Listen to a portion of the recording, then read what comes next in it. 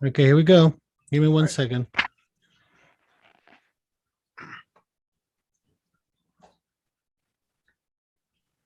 We are there. Finally made it. We're on Fantastic. YouTube.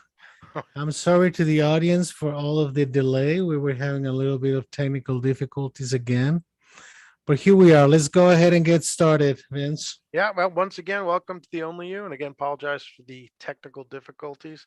We're broadcasting both on YouTube and on Facebook, so had to get that sorted out. Of course, I'm here at the Solo 2 and the Only You studios, and Dr. Patino is live in his office.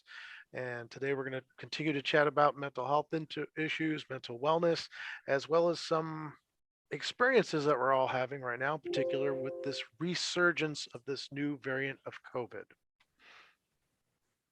Well, here we are again. I mean, thank you very much for being patient with us. And I know that this is not ideal um, in in the technical aspects of that, but I think that we want to be giving you as much information as we can, especially right now that things are getting a little dicey again with COVID-19, and we seem to have been started a process back in December where things started to look more positive. We had a big comeback from COVID up until January, and then vaccination started to pick up, and we started to get more people vaccinated. But we seem to have reached a plateau, and then we got the Delta variant that it came from India, or was first identified in India. That tends to be infecting a lot of people, but mostly people who are unvaccinated, right? And we don't want to make this program basically a controversy about should people get vaccinated or not. You kind of know how I feel about that. Uh, but we need to talk about how do we stay safe, right? I mean, because we're getting all kinds of different directions and information in terms of what to do with this particular issue. And sadly, we're starting to see here in Arizona and in the rest of the world more. I mean, the numbers starting to go backwards. For having a trending of going uh, down and to plateauing, and then it's starting to go up a little bit. And some of the numbers this week, I mean, 83% of the people who are getting infected now are being infected with the Delta variant. Uh, and unfortunately, about 95 to 99%, depending on the region, of the people who are ending up hospitalized or in the ICU, or people who are dying, or people who are unvaccinated. So I think there's a message there somewhere, you know. Um, and earlier you and I were chatting a little bit about morality, our responsibility to protect other people, and how we kind of lost track of how to do that, right? How we have lost the concept of context, and how the discussions about this are always the discussions about a photograph. You look at a photograph and then you have an argument about it. But we never get to see the movie. We don't want to have arguments about the movie and the context and how did we get to where we are now. And I think that's quite problematic. I mean, you've seen some people that have been following a trend, from this is not an illness, it does not exist, I'm never going to get it, I'm never going to get vaccinated, right? And Uh, in some way of the process, they get sick. I just literally went through that experience. A Mhm. gentleman with whom I work is actually my supervisor at one of my jobs.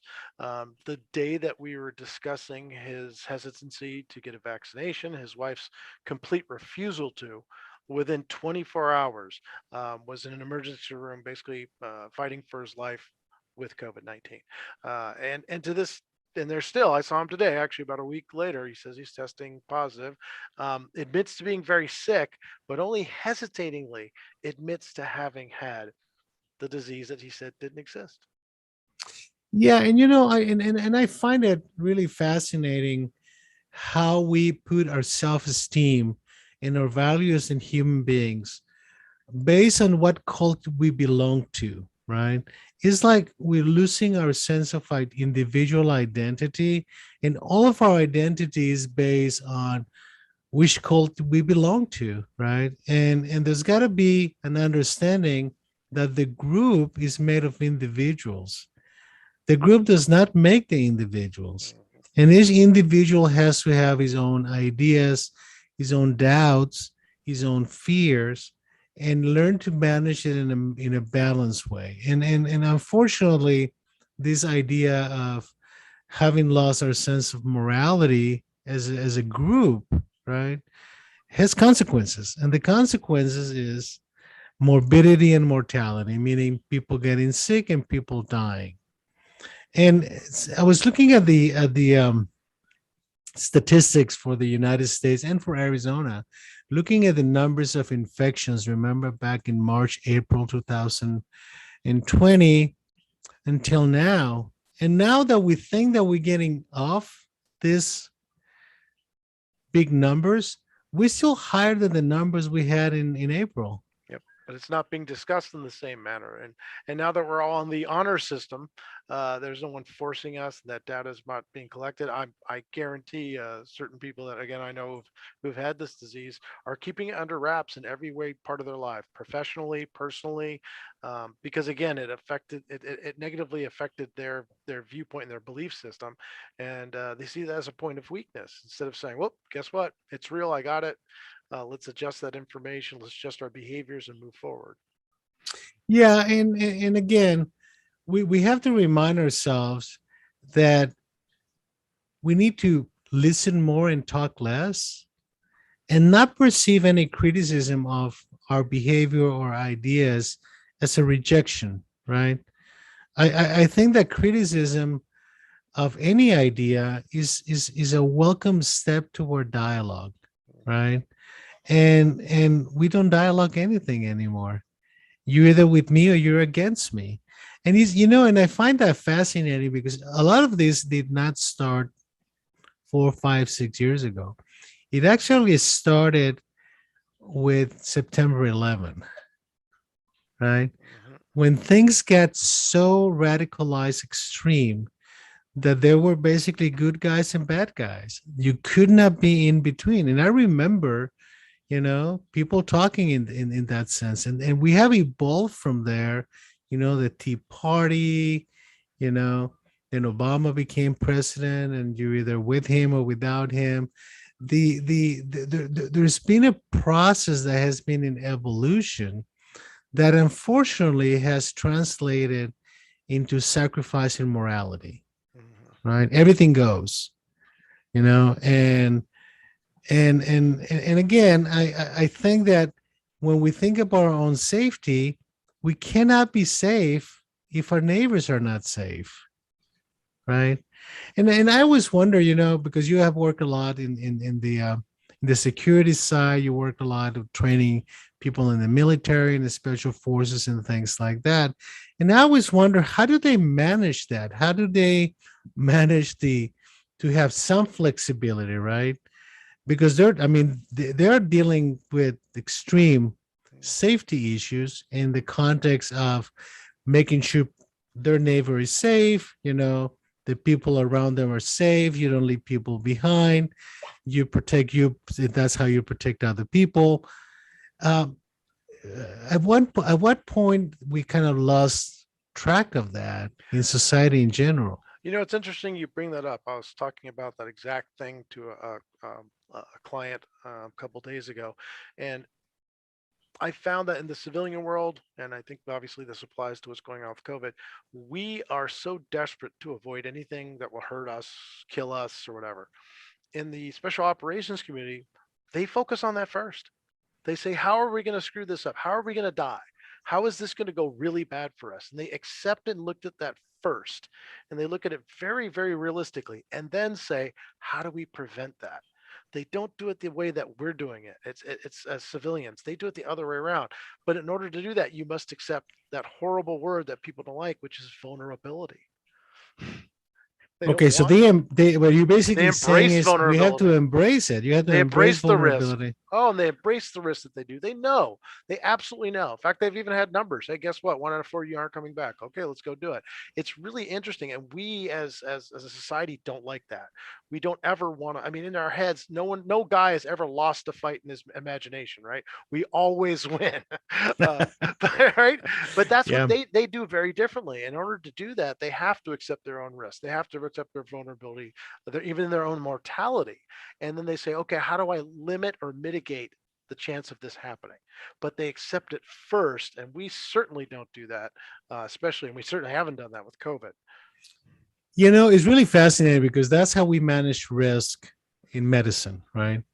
We recognize the risks that we're dealing with, whether it's in psychiatry because of dangerous behavior to others or suicidal behavior, or you're in the ICU with somebody having a heart attack. You anticipate that that's a risk that is coming to you, and that you have to facilitate options, which is the risk management component.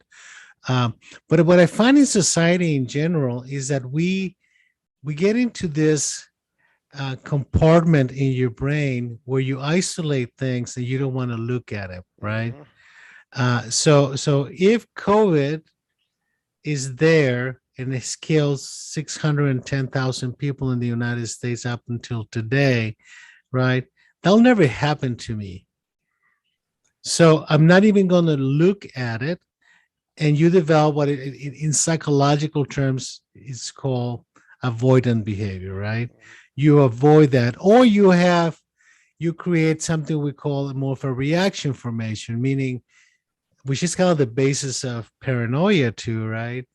Is not that the virus is there, is that you want the virus to kill me. So now you are the enemy, Hmm. right? So there's a lot of psychological processes that we use to defend ourselves from fear, right? Unfortunately, unhealthy psychological processes may put you in a situation where you're going to die. So what you're basically talking about is special forces, for example, is they don't avoid the risk. Absolutely They not. embrace it, they recognize it, and they develop a plan for it, right? And they look at it very realistically. I have people in our the firearms training I do that come into to be trained, and I'll ask them very pointedly. I said, why specifically is somebody coming after you? And they can't answer the question, but they're so scared and they jump straight to a firearm. I said, well, you're much more likely to be in a fist fight or something else. Why would you jump to the firearm? So it's almost the opposite of what you just said. They go to this extreme to protect themselves. They pick an irrational fear. They focus on the shark and Mm-hmm. not swimming, right? The beach Mm-hmm. analogy again. It seems to go to those extremes, right? Either way to manage that fear instead of, again, doing the opposite, which is looking straight at it, embracing it, understanding it at its core, and then working to mitigate or those risk factors. Yeah, you see, when we start losing the idea of protecting ourselves into protecting yourself, you really can get very reptilian. Mm. I mean, you can get to the point that uh, I negate that there's any risk for anybody else, and I'm just going to protect me. And that's one of the extremes that we see happening often, because that's genetically ingrained. We are ingrained. I mean, we're genetically developed as individuals that need to survive, right? But we also have learned by psychological and sociological process that we have to count on each other, right? That's why we created groups. That's why we created families. We didn't create groups or families to say we're better than the other group, right? We created it so we can survive. So the whole evolutionary genetic process still based on the same premise, which is survival. What worries me though is that when we start introducing falsehood and lack of morality, meaning that the rules we created so we can survive together, right? Then we start doing things purposely to inflict doubt and uncertainty. And that's how you start. And I have to say, and I don't want to be terribly critical, that's how marketing has worked, Hmm. right? If I scare you enough, you'll buy something, right? And we know that fear works a lot better than than hope. And the reality is that a lot of the messaging that is coming out on the don't vaccinate yourself is basically to inflict fear, Mhm. right? But not fear of what you should be afraid of, but fear of the things that could help you. And that is when things start getting pretty irrational, right?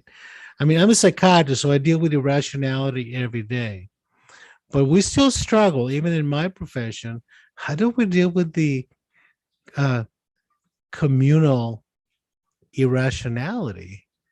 You know, when you have, I don't know, 40 million people who believe the same thing.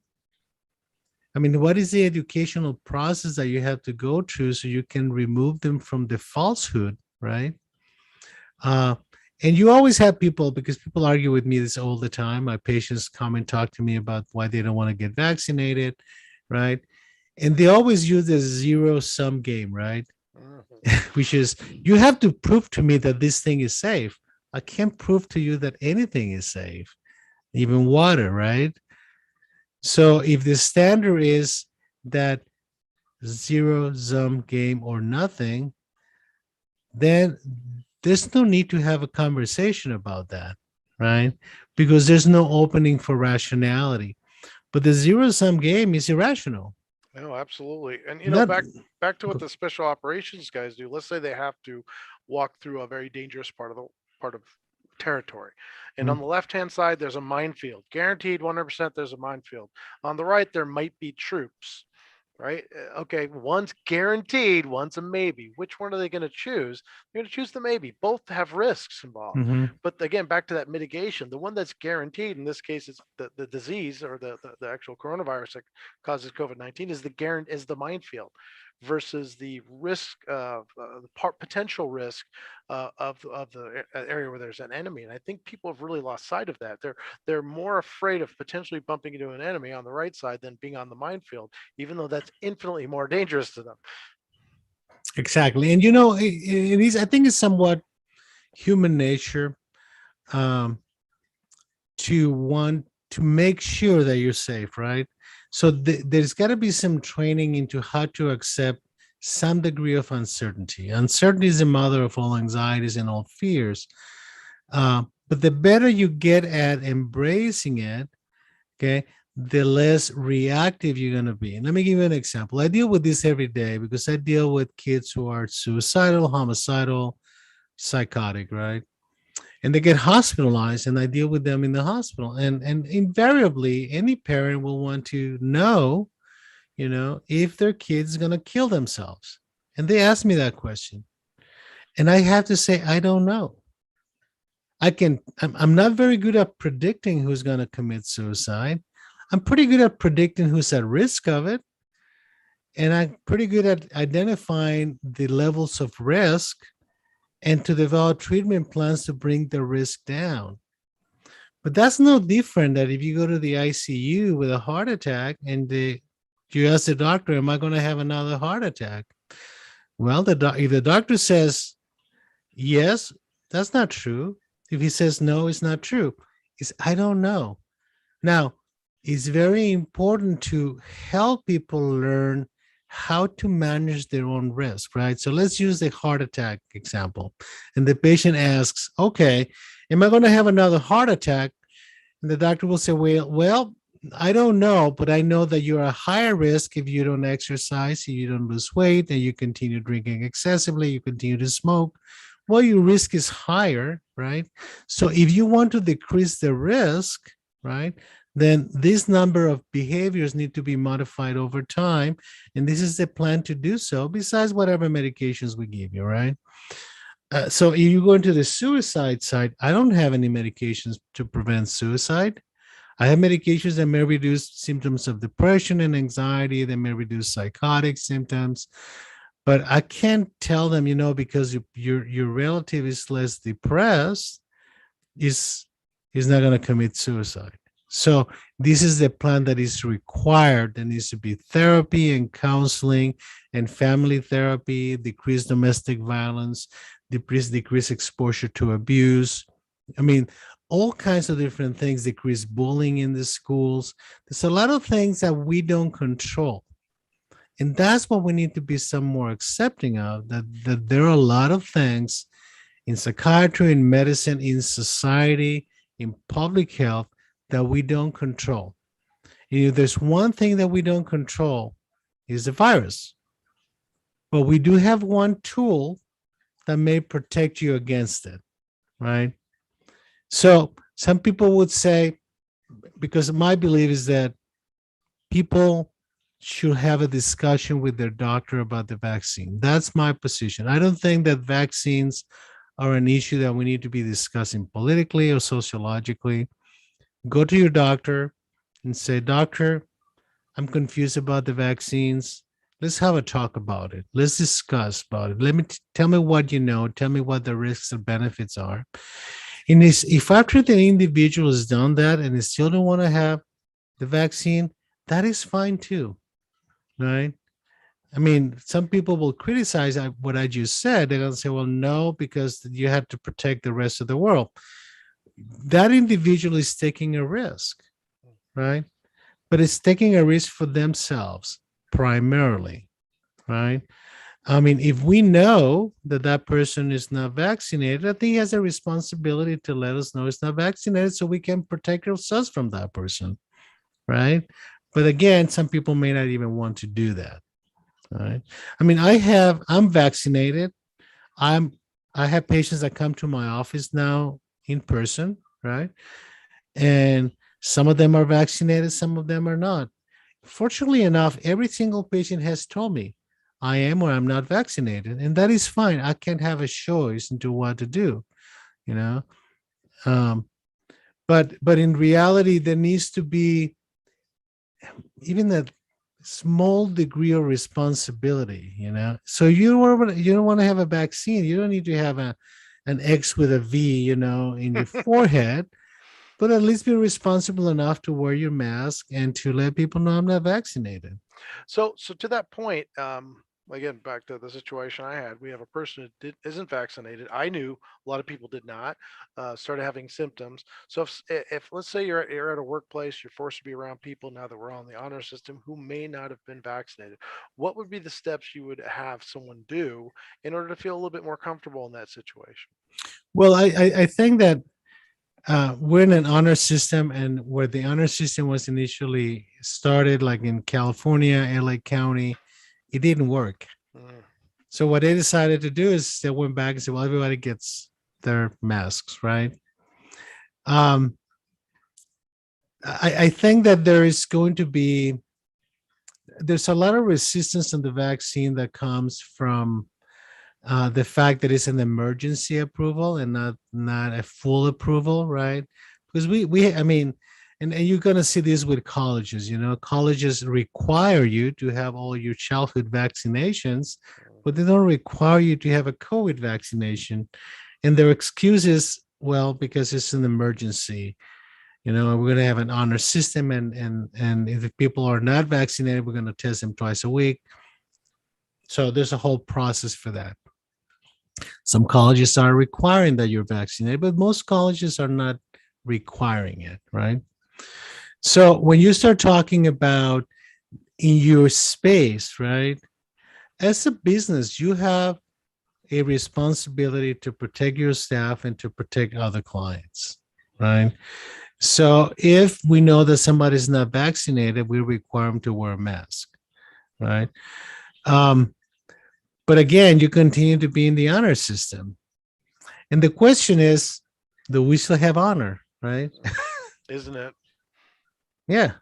Yeah, there's too much, like you said, back to that. And if you said something you said earlier really struck me. Um, America was built on individuals. Hmm. And it seems now we've become so afraid to be individuals and simply lump ourselves into groups in order to feel comfortable. We're adopting those groups' mindset, the dogmas, everything else, and creating a lot more friction than really needs to be. Instead of just saying, "Hey, we are all Americans. What do we need to do?"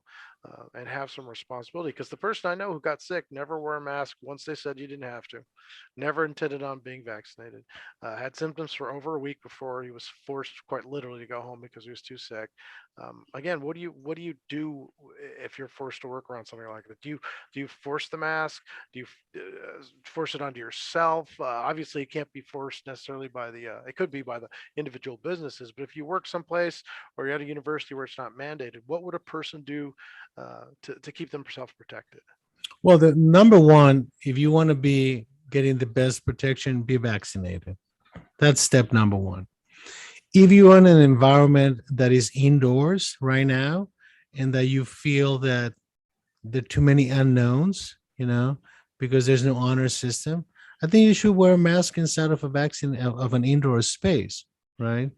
Um, and that's in you're trying to protect yourself extra, but in general, um, the fact that you're vaccinated, that you got your two vaccines, it gives you a good degree of protection. So I don't think that it is necessary to overprotect. Um, Let me give you an example, and I think that particularly our younger people, have lost this ability, and it is the ability to recognize danger, right? Mm. So you and I from different generations, closer generations, and we've talked about this before. You walk into a place and you recognize that something is not right, right? And you're not going to sit there waiting for something to happen. Something may or may not happen, but you're listening to your gut, right? Your gut feeling, and you protect yourself.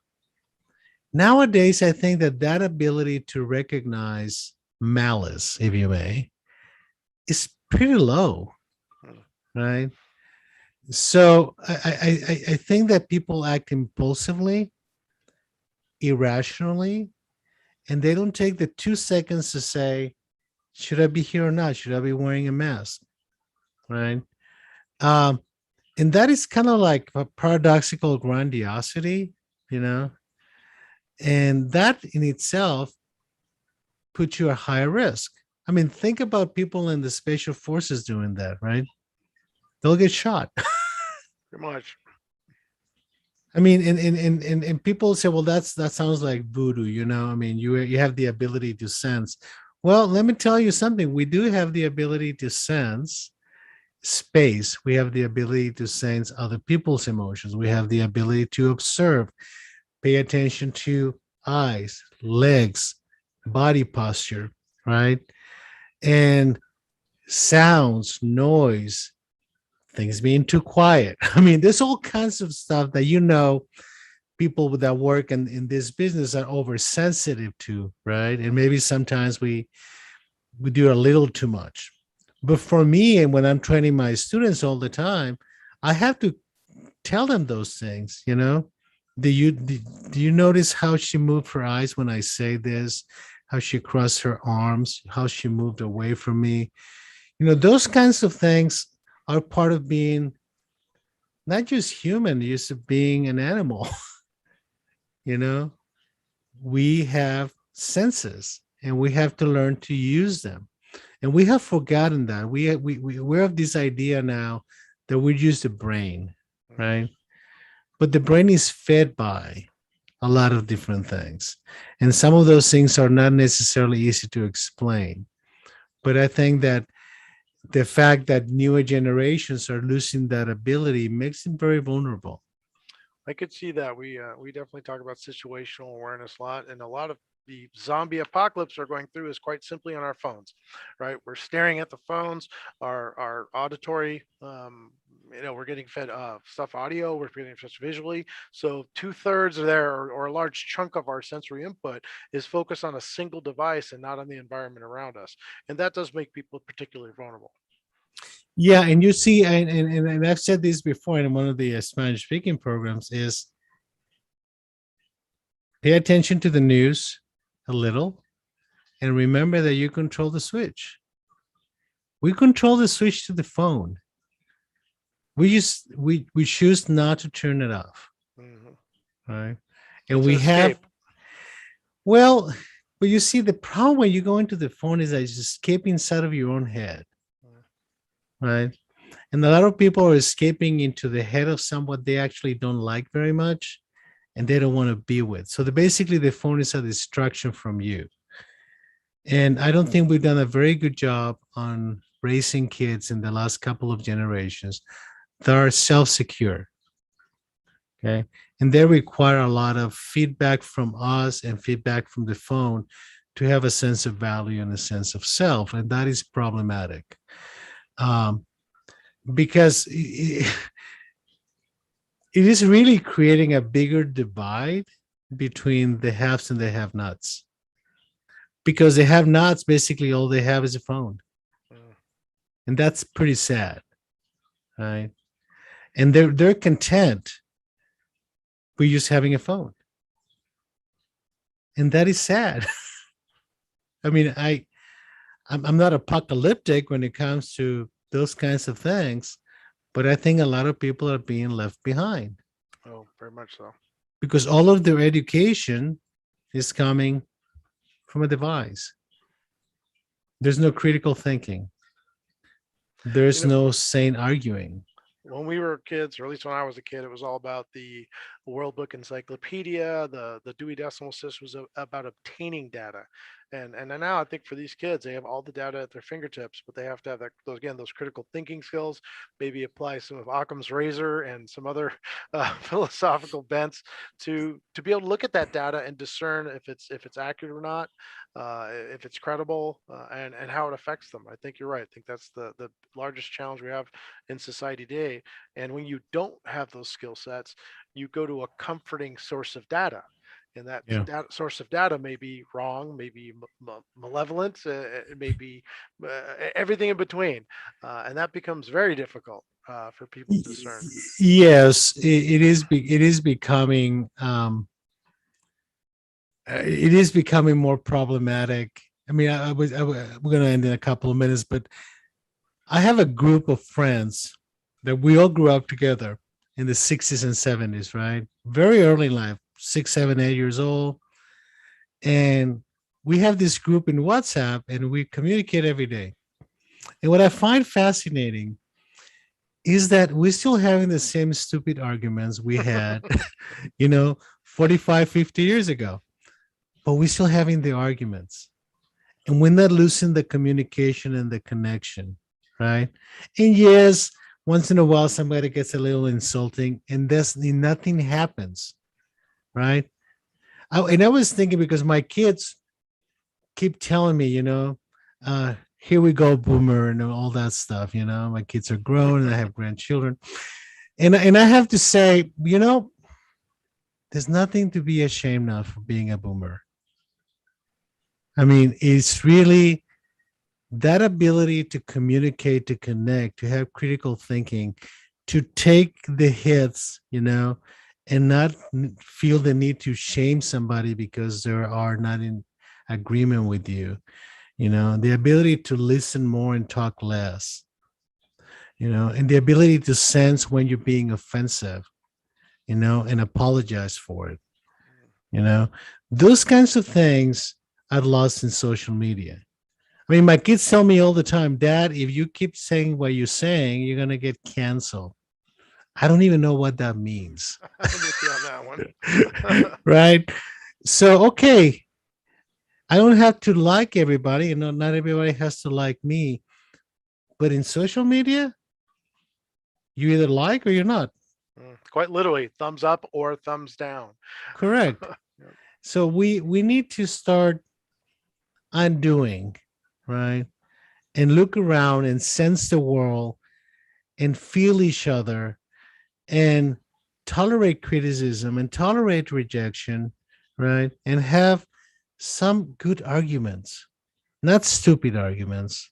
I don't want to be arguing photographs anymore. Mm. I want to talk about movies. Let's talk about the movie. Let's talk about what I like and what I don't like. Let's talk about how I would have done it differently, okay, and how that scene reflects this or reflects that, and how we may have different understanding of the movie, and that's okay, right? No arguing the stupidity of the details of a photograph. No Indeed. context. Indeed. Hey, that's Once good for again, today. appreciate your time, doctor, and your wisdom. And we will hopefully see you guys next week. And until then, please continue to like, share, and subscribe. And we'll talk to you again next week. Take care. Thank you.